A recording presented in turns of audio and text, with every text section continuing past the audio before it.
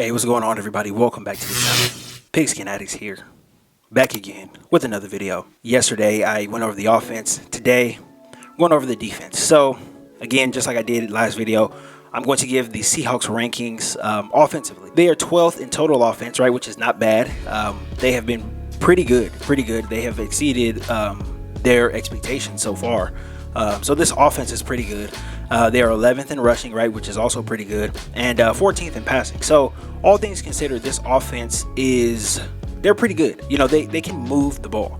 Now, this is not the best offense you've ever seen, but they can move the ball, and I think that is a huge thing that everybody needs to know. This offense can move the ball.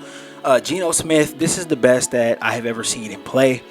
This is the best that I've seen him play since college when he was at West Virginia. He seems a lot more relaxed. He seems very loose in the pocket, and he does not seem like he's pressing, right? Doesn't seem like he's trying to do too much.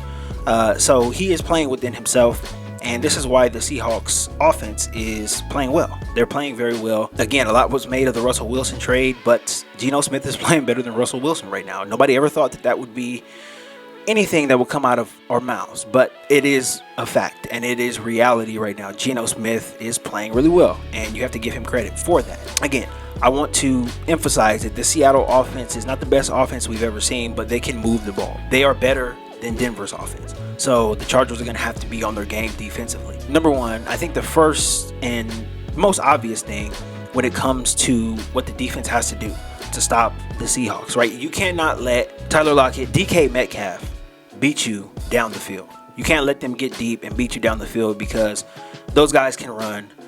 They like to get those guys down the field because that is really, where they're at their best. Both of those guys can make, pretty spectacular catches.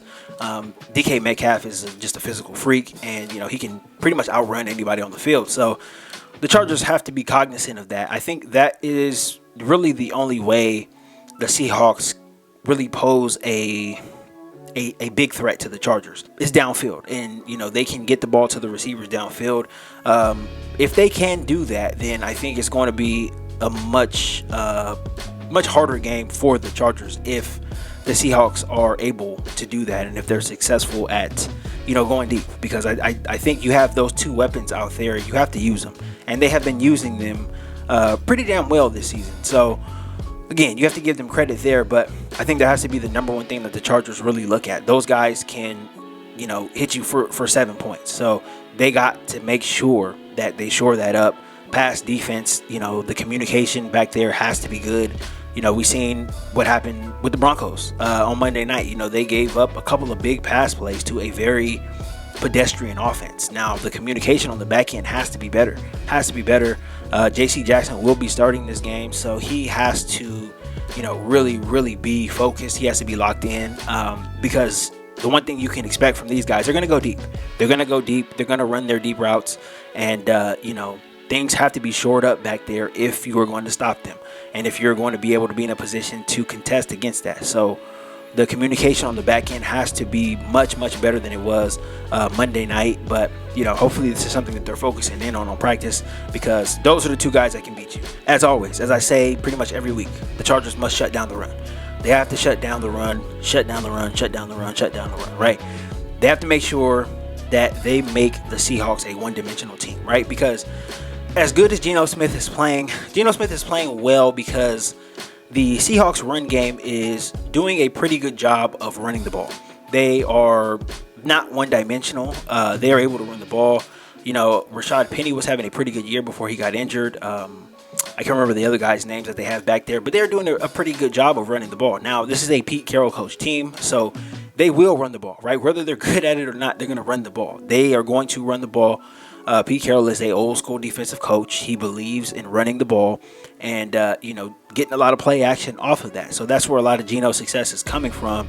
It's a lot of play action stuff. He doesn't really have, a whole lot of pressure in his face, so he is able to sit back there in the pocket and just make accurate throws. And, that's honestly where a lot of his success is coming from. But it all starts with the running game. The running game is a catalyst for all of that. So if the Chargers are able to successfully shut down the run, kind of like what they did against Denver, if they're able to do that, then the Seattle offense really has to pivot, and they have to become one-dimensional.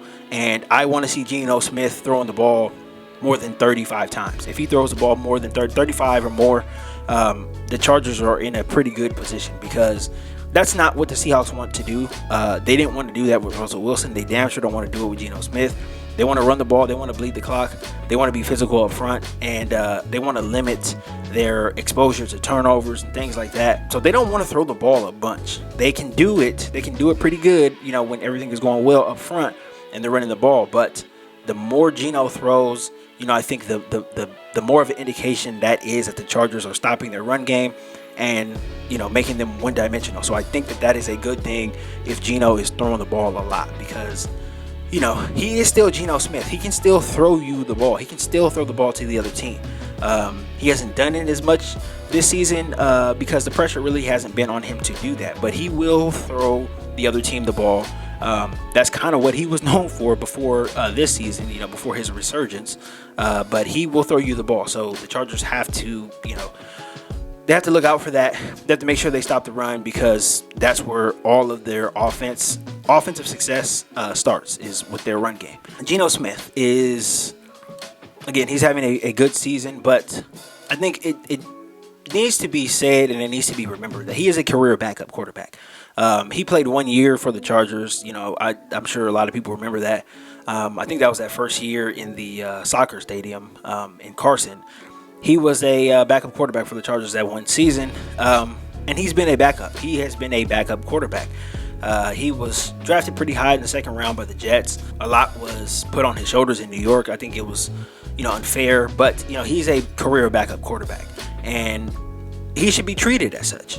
And what I mean by that is the defense needs to really put pressure on him. The defense needs to give him a lot of looks, a lot of different looks. They need to give him something exotic that he hasn't seen before, and they really need to mess with his eyes, because as a career backup, you have not seen what a lot of teams have defensively, right? You have not seen what this Chargers team can do defensively. You haven't seen what this Broncos team can do defensively. You haven't seen a lot of the things that good defenses do, right? Especially when you're a career backup, you are kind of just holding the clipboard, right?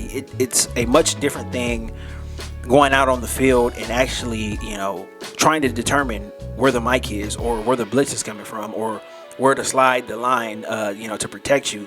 It's a very, very, very different thing, right? Doing that on the field than, standing on the sideline holding the clipboard, which is what he's done most of his career. So the Chargers have to treat him like a backup quarterback. Give him something that he hasn't seen before, right? Give him some unbalanced lines. Make him call some timeouts because, he's confused about what to do or whatever. Treat him like a backup quarterback. Put the pressure on him, right? Really play with him. Play with his eyes. Make him see things that he's not seeing, right? Make him see ghosts, as they say. Play with him. Play with him. And I think if they do that, he is going to revert back to some of the bad habits that he has, right? Some of the wild throws, some of the back foot throws.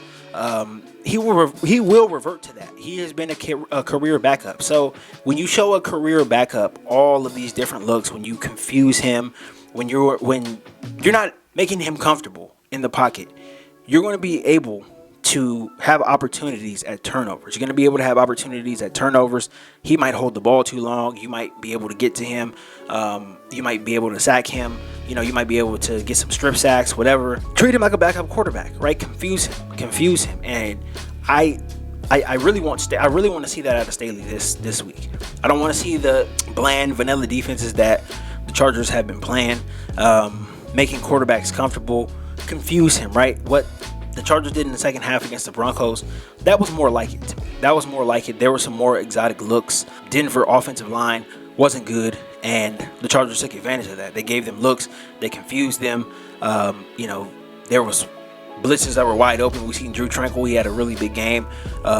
Make Geno Smith feel like a backup quarterback. Make him feel like this is something I've never seen before, and I'm in over my head, right? If you have him thinking that, then you've already won the game. I want the Chargers to treat him like a backup quarterback, and if they do that, I think they're going to have some success on defense. Now, I think a huge X and O thing in this game is the pressure packages that the Chargers presented last week. Bring those back. Drew Tranquil, the blitzes up the middle, the double A-gap blitzes against the Broncos line, that worked very, very well. Kenneth Murray and Drew Tranquil, they did that several times, and they were able to get pressure. They were able to get home on Russell Wilson. They sacked him 4 times. Bring that back again, because the interior of the Seattle offensive line isn't great. They are not great in that interior, right? Guard, center guard, Gabe Jackson, Austin Blythe. They're not great in that area. Now, out at the tackle, left tackle, right tackle, they are pretty good. They're decent. Geno's had a lot of time because of those guys. Abraham Lucas, rookie, and Charles Cross, another rookie as well, too. They've been having a pretty damn good season for 2 rookie tackles, right and left. They have been very, very good. And, I think, they're going to have help against Khalil Mack. No matter what side he lines up on, they're going to have some help. They're going to chip. They're going to move tight ends to his side. So I think the interior of this offensive line is going to be there for the taking. I think they're going to be able to stop the run game. But I want to see some blitzes come up as well, too. I want to see that miscommunication between guard, center guard. Gabe Jackson is a guy, he played for the Raiders for a really long time. And he wasn't great, and he's not playing great right now in Seattle either. So there's going to be ample opportunity for the Chargers to take advantage of that. I want to see more A-gap blitzes. And also, when you get in the face of a quarterback, any quarterback, let alone a backup quarterback, a career backup like Geno Smith, if you bring it right up the middle and you get pressure right into his face, he is going to melt and he is going to fold. And, once he gets hit a few times, it's going to be in the back of his mind. So continue to bring that pressure up the A-gap. Make Geno Smith step up in a messy pocket, right? Make him step up in a messy pocket and make him try to throw the ball down the field, right? Against contested wide receivers, right? Make him do that. The Chargers make him do that. He can't do it. He can't do it. He hasn't done it enough. That's why he's a career backup. Let's be honest, right? He hasn't done it enough, so that's why he's a backup. He's having a good start to the season. But again, if they treat him like a backup, if they put pressure right in his face, he will melt and he will turn the ball over just like he did when he was starting for the New York Jets. He will turn the ball over. So he will throw you some, and he will let go of the ball. And he's just not the best athlete. He's not the greatest at reading coverage either. So there's going to be a lot of opportunities for turnovers. The Chargers have to be aware of that. Now, as far as turnovers go, just like what I was speaking on right now, the Seahawks have 8 total turnovers on the season. It's not a whole lot, but there will be opportunities there for turnovers. The Seahawks have 5 fumbles. They've lost 5 fumbles this season. So the Chargers have to be aware. These running backs are going to put the ball on the ground. Somebody's going to put the ball on the ground. I don't know which one of the guys is going to do it. I don't know when it's going to happen, but they have to be aware on every play. These guys will put the ball on the ground, especially if, the defense is tackling the ball. If they get a helmet on the ball or whatever, they will put it on the ground. So they have to be aware of it. They have to, try to jump on it, try to recover a fumble, right? This is something that we always joke about. Chargers can't recover a fumble. These guys are going to give you a few opportunities, right? Maybe it might just be one, but there will be an opportunity. At this rate right now, 5 lost fumbles, they're going to continue, mishandling the ball, and they're going to continue giving other teams' defenses gifts. So let's accept the gift from the Seattle offense. They will put the ball on the ground. The biggest thing, I think, now I'm going over what the Chargers need to do defensively, but offensively, if the offense gets a lead, this is what the Chargers are going to do. If the offense gets a lead, they're going to pin their ears back and they're going to come for Geno Smith, because the Seahawks will drop back. They will throw the ball a bunch if they need to. If they go down by 10 points, if they go down by 14 points, they're going to drop Geno back and they're going to throw the ball a lot. Right? The Seahawks don't expect to make the playoffs. They know who they have at quarterback. They know what their team is. They don't expect to make the playoffs. They're going to be, I think, a little more aggressive than what they normally are, just based off of them not really having expectations this season. So if the offense gets a lead, if Herbert is able to get the ball in the end zone a couple of times, 14-0 to start the game off, Geno Smith is going to drop back and he's going to throw. So you have Khalil Mack, Kyle Van Noy going to be on the other side, Chris Rumph. They're going to be able to pin their ears back. They're going to be able to get to Geno Smith, right? Maybe create some turnovers, maybe force him into a few bad throws, maybe get some tip balls, a tipped interception or whatever.